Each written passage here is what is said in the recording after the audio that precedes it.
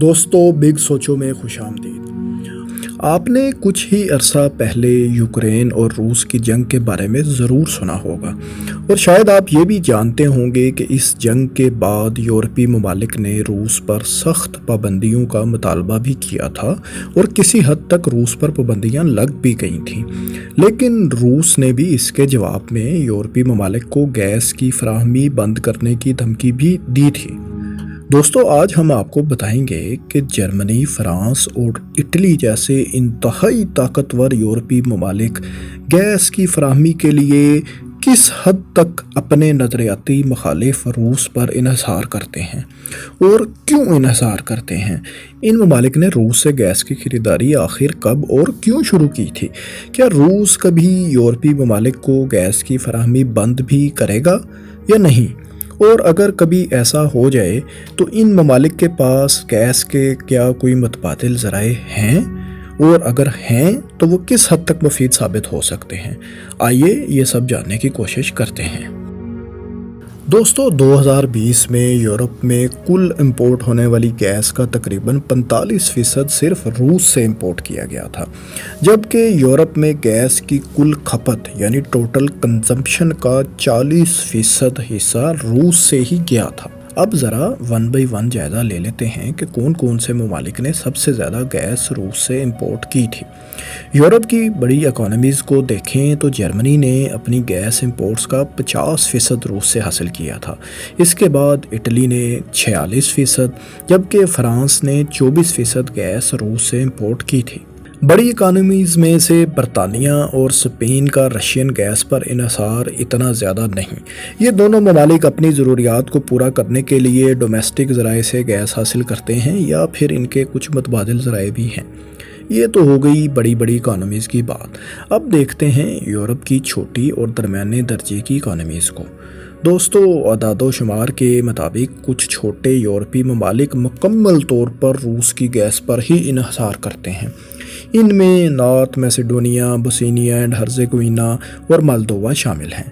ان تینوں ممالک میں کنزیوم ہونے والی گیس کا 100% ہی روس سے امپورٹ کیا جاتا ہے۔ ایسے ہی فن لینڈ کا 94%، لاتویا 93% اور پولینڈ 40% روسی گیس پر انحصار کر رہا ہے، جبکہ نیدرلینڈ، رومانیہ، جارجیا، آئرلینڈ اور باقی یورپی ممالک نے بھی 15% سے بھی کم گیس روس سے امپورٹ کی۔ یہاں آپ کو ایک دلچسپ بات یہ بھی بتائیں کہ یوکرین بھی کسی حد تک رشین گیس پر ہی انحصار کرتا ہے، لیکن 2015 میں کرائمیا کی کنفلکٹ کے بعد وہ یورپی ممالک جانے والی رشین گیس کو ہی ری امپورٹ کرتا ہے، نہ کہ براہ راست روس سے۔ حالانکہ یورپ جانے والی رشین گیس کا کچھ حصہ یوکرین کے علاقے سے ہی فلو کر کے یورپ جاتا ہے۔ دوستو روس سے یورپ گیس کی ترسیل کا سلسلہ سرد جنگ کے دور میں شروع ہوا، جب یورپ میں انڈسٹری تیزی سے گرو کر رہی تھی اور ساتھ ہی اس وقت کے سوویت یونین کے سائبیرین ریجن میں گیس کے نئے نئے ذخائر بھی دریافت ہو رہے تھے۔ گیس یورپ کی اس وقت سب سے بڑی ضرورت تھی، کیونکہ انڈسٹری کا چلنا ہو یا یورپ کی سخت سردی کی گھریلو ضروریات کو پورا کرنا ہو، گیس تو لازمی چاہیے ہوتی تھی۔ سرد جنگ کے اس دور میں مغربی یورپی ممالک نے اس وقت سوویت یونین یعنی روس کے ساتھ گیس پائپ لائن کی ایکسٹینشنز کے معاہدے کیے، کیونکہ آج کے مشرقی یورپ کے کچھ ممالک اس وقت سوویت یونین کا ہی حصہ تھے یا پھر اس کے زیر اثر آتے تھے، اور وہاں رشین گیس پہلے سے ہی پہنچ رہی تھی۔ دوستو سرد جنگ کے اس دور میں ایسا کرنا اتنا آسان بھی نہیں تھا، کیونکہ امریکہ مغربی یورپی ممالک کی ان مووز کو دیکھ رہا تھا اور اس کی مخالفت کر رہا تھا۔ وجہ یہ تھی کہ مغربی یورپ اور امریکہ آپس میں نیٹو اتحادی تھے۔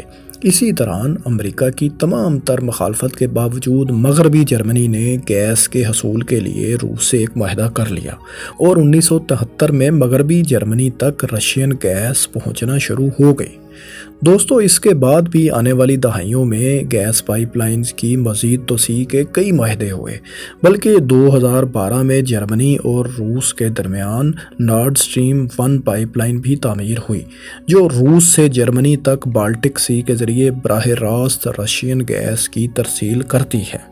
دوستو اب اگر ہم اس بات کا جائزہ لیں کہ یورپی ممالک نے سرد جنگ کے اس دور میں اور اس کے بعد بھی روس سے گیس خریدنا کیوں شروع کی، تو اس کی پہلی وجہ تو صاف ظاہر ہے کہ روس سے حاصل ہونے والی گیس یورپی ممالک کو نسبتاً سستی پڑتی ہے اور اس کی فراہمی بھی براہ راست بغیر کسی رکاوٹ کے ہوتی ہے۔ جیسا کہ ہم نے آپ کو بتایا کہ جرمنی کی تقریباً 50% گیس کی امپورٹ رشیا سے ہوتی ہے۔ جرمنی یورپ کی سب سے بڑی انڈسٹریل پاور بھی ہے اور اپنی اتنی بڑی انڈسٹری کو چلانے کے لیے یورپ میں اور باقی دنیا میں کمپیٹیٹیو رہنے کے لیے اسے گیس کی ہی ضرورت ہوتی ہے، وہ بھی سستے داموں، اور پھر سستے داموں گیس اسے روس کے علاوہ کہیں سے نہیں مل سکتی۔ یہی وجہ ہے کہ جرمنی روس سے بڑی مقدار میں گیس امپورٹ کرتا ہے۔ دوستو انڈسٹری کے علاوہ دوسری وجہ یہ ہے کہ یورپ میں چونکہ موسم سرما کا دورانیہ زیادہ ہوتا ہے اور یہ موسم بھی قدرے سخت ہوتا ہے، تو گھروں کو گرم رکھنے اور دوسری ڈومیسٹک ضروریات پوری کرنے کے لیے یورپ میں گیس کو ہی استعمال کیا جاتا ہے۔ یوں صرف انڈسٹری کے لیے ہی نہیں بلکہ یورپینز کو اپنے سروائیول کے لیے بھی گیس کی اشد ضرورت ہوتی ہے۔ 2020 کے اعداد و شمار کے مطابق یورپ میں کنزیوم ہونے والی کل گیس کا تقریباً 1/3 گھروں میں ہی استعمال کیا گیا تھا۔ دوستو یورپ کی توانائی کے حصول کے لیے رشین گیس پر انحصار کی تیسری وجہ یہ ہے کہ یورپی ممالک کول سے حاصل ہونے والی توانائی کو کم کرتے چلے جا رہے ہیں تاکہ کاربن نیوٹرلٹی حاصل کی جا سکے اور گرین ہاؤسز کے اخراج کو کم سے کم کیا جا سکے۔ کوئلے سے انرجی حاصل کرنے کے عمل میں چونکہ گرین ہاؤسز گیسز کا اخراج بہت زیادہ ہوتا ہے جو ماحول کے لیے خطرناک ہے، لہٰذا انرجی کی ضروریات کو پورا کرنے کے لیے گیس کا آپشن ہی باقی بچتا ہے۔ دوستو ایک چوتھی وجہ یہ ہے کہ یورپی ممالک میں نیوکلیئر انرجی کے حصول میں عوامی جذبات بہت سخت ہیں جو وہاں کی سیاست پر بھی اثر انداز ہوتے ہیں۔ جب بھی کبھی نیوکلیئر پاور پلانٹ سے انرجی کے حصول کی بات کی جائے تو یورپی عوام میں اس پر سخت برہمی کا اظہار کیا جاتا ہے۔ حال ہی میں روس کی جانب سے ممکنہ گیس بندی کے بعد جب یورپی کمیشن نے نیوکلیئر انرجی کی طرف جانے کی تجویز دی تو کئی یورپی ممالک نے اس کے خلاف آواز اٹھائی، کیونکہ ان کے خیال میں انرجی کے اس ذریعے میں حادثات کے خطرات بہت زیادہ ہوتے ہیں۔ یہی وجہ ہے کہ جن ممالک میں نیوکلیئر پاور پلانٹس ہیں وہ بھی انہیں اپنی فل کیپیسٹی پر نہیں چلا رہے۔ ان ممالک میں فرانس اور جرمنی سر فہرست ہیں۔ 2011 میں جرمنی نے فوکوشیما کے ایٹمی حادثے کے بعد عوامی جذبات کے پیش نظر اپنے پاور پلانٹس بند کرنے کا فیصلہ کیا تھا اور 17 میں سے 14 پاور پلانٹس آنے والے چند سالوں میں بند بھی کر دیے تھے۔ باقی کے 3 پاور پلانٹس بھی شیڈیول کے مطابق اسی سال کے آخر میں بند ہونے ہیں، لیکن موجودہ انرجی کرائسس کی صورتحال کو دیکھتے ہوئے شاید جرمنی اپنے اس فیصلے پر نظر ثانی کرے۔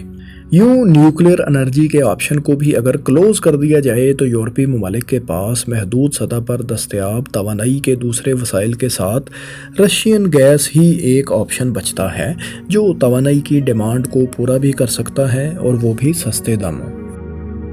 دوستو ہم نے جان لیا کہ 2020 میں تمام یورپی ممالک کی کل گیس کی کنزمپشن کا 40% روس سے حاصل کیا گیا تھا۔ اس بات سے آپ اندازہ لگا لیں کہ یورپ کس حد تک ایک ہی ملک سے حاصل ہونے والی گیس پر انحصار کرتا ہے۔ روس کو بھی اپنی اس اہمیت کا خوب اندازہ ہے، لیکن دوستو سوال یہ ہے کہ کیا کبھی روس یورپ کو گیس کی فراہمی مکمل طور پر بند بھی کرے گا یا نہیں؟ دوستو اس سوال کا جواب یہ ہے کہ روس ایسا نہیں کرے گا۔ اس کی 3 وجوہات ہیں۔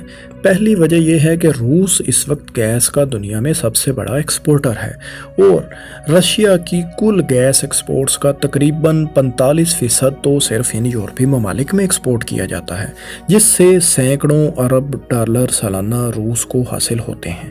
اس صورتحال میں رشیا کبھی کوئی ایسا قدم نہیں اٹھائے گا جو اس کی اپنی ہی اکانومی کو بری طرح غیر مستحکم کر دے۔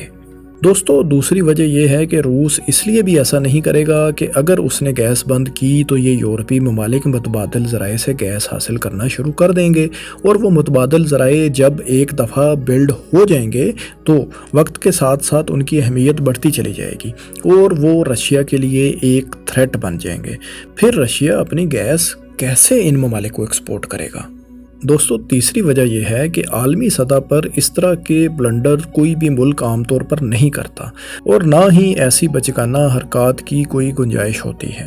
رشیا اگر اس طرح کا کوئی قدم اٹھا بھی لیتا ہے تو اسے عالمی سطح پر ایک ریلائبل ٹریڈ پارٹنر کے طور پر نہیں دیکھا جائے گا اور لوگ اس سے آئندہ معاہدے نہیں کریں گے۔ فرض کریں اگر رشیا یہ سب کر بھی لیتا ہے تو اسے اکانومی کو چلانے کے لیے گیس تو ایکسپورٹ کرنا ہی ہوگی اور اس کے لیے نئے خریداروں تک گیس پہنچانے کا عمل تو کوئی آسان نہیں ہوگا۔ نئی گیس پائپ لائن بچھانے پر سالوں لگ جاتے ہیں، لہٰذا ان ساری باتوں کو اگر مد نظر رکھیں تو روس مشکل ہی نظر آتا ہے کہ کبھی اپنے پاؤں پر خود ہی کلہاڑی مارے۔ ہاں یہ ضرور ہے کہ روس مختصر دورانیے کے لیے یورپ میں انرجی کا مصنوعی بحران پیدا کر سکتا ہے۔ حال ہی میں اس نے ایسا کیا بھی جب یورپی ممالک نے روس کو یوکرین پر حملے کے بعد پابندیوں کی دھمکی دی تو بدلے میں روس نے 10 دن کے لیے نارڈ سٹریم پائپ لائن کی گیس کی سپلائی میں 20% کمی کر دی تھی اور گیس کا ایک مصنوعی بحران پیدا کر دیا تھا۔ اس کے بعد یورپی ممالک کی خوب دوڑیں لگی تھیں۔ جرمنی کو اپنی انڈسٹری کی ضروریات پوری کرنے کے لیے ونٹر کے لیے سٹور کی گئی گیس کے ذخائر کو استعمال کرنا پڑا تھا۔ دوستو اب چلتے ہیں اپنے اگلے سوال کی طرف کہ یورپی ممالک کے پاس کیا رشین گیس کے کچھ متبادل بھی ہیں؟ دوستو یورپ کے پاس بھی آپشنز محدود ہیں، لیکن وہ کیا آپشنز ہیں آئیے ان کا ذکر کرتے ہیں۔ نمبر 1، یورپی ممالک روس کے ساتھ گیس کے نئے لانگ ٹرم کنٹریکٹ سائن نہ کریں اور وہ متبادل پارٹنرز تلاش کریں جہاں سے گیس حاصل کی جا سکے۔ ان میں ناروے، آذربائیجان وغیرہ سے گیس حاصل کی جا سکتی ہے، لیکن اس میں بھی مسئلہ یہ ہے کہ نئی پائپ لائنز بچھانا ایک لمبا پروسیس ہے، اس میں بعض اوقات دہائیاں بھی لگ جاتی ہیں۔ اس کے علاوہ یہاں کئی طرح کی ریجنل پولیٹکس کا بھی عمل دخل رہتا ہے اور پائپ لائنز بچھانا کوئی آسان کام نہیں۔ دوستو یورپی ممالک کے پاس دوسرا متبادل ذریعہ یہ ہو سکتا ہے کہ وہ امریکہ اور قطر سے، جو روس کے بعد گیس کے 2 بڑے ایکسپورٹرز ہیں، ان سے LNG خریدیں۔ لیکن اس میں مسئلہ یہ ہے کہ LNG لیکوڈ کی فارم میں بحری جہازوں کے ذریعے امپورٹ کی جاتی ہے اور اسے نیچرل گیس میں کنورٹ کرنے کے لیے ری گیسیفیکیشن کے عمل سے بھی گزارنا پڑتا ہے۔ اس کے علاوہ یورپی ممالک کو LNG روس سے حاصل ہونے والی گیس کے مقابلے میں 3 گنا تک مہنگی پڑے گی۔ اس کی سپلائی بھی پائپ لائن سے ہونے والی قدرتی گیس کی طرح کنٹینیوس نہیں ہوگی اور اس میں کنٹریکٹس کے مسائل بھی رہتے ہیں۔ دوستو تیسرا متبادل آپشن یورپی ممالک کے پاس نیوکلیئر انرجی ہے، لیکن اس میں بھی مسئلہ عوامی جذبات اور سیاست کا آ جاتا ہے۔ بہرحال اس مسئلے کو حل کیا جا سکتا ہے اور یورپ مکمل طور پر نہ صحیح لیکن کسی حد تک تو رشین گیس سے انحصار کم کر ہی سکتا ہے۔